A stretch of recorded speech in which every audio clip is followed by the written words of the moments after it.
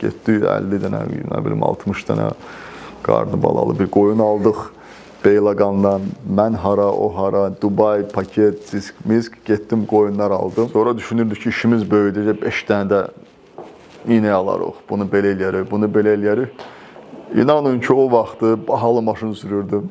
Range Rover'im var idi ki, elə bu Range Rover'dan düşüb qaloşları giyinib girirdim tövlə tikməyə. Bu bəs bunlara şeylə, özümüz vururduq, düzəldirdik, palçıq, hər yer, nə gündə. Təzə biznesin həvəsindəyəm axı, yəni mən nəsə bacaracam, eləyəcəm. Amma gördüm ki, qoyun işi mənlikdir.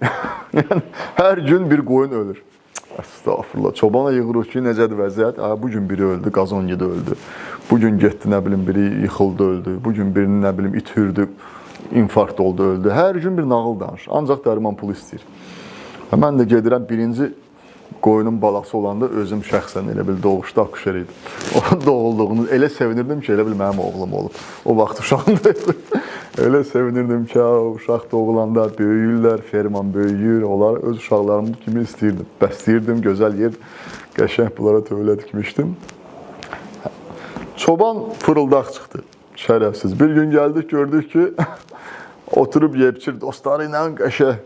Mıxlayır, arağı, quzusu, kassa bu da mənə deyibdir ki, hər gün öldü. Mən də deyirəm ki, hanıya bu meyidi zadı göstərdi? Dedi, yox, bastırmışam. Elə oldu ki, 20-30 qoyun öldü, getdi. Dedim ki, yox, qardaş, bu iş mənlik deyil. Ən salamatı şərikimlə danışdım, razılaşdım. Dedim, qardaş, ferma sənin, bu iş mənim. Yəni, hər bir insan bacardığı qədər öz işini böyüdüb və öz sahəsində işləməlidir.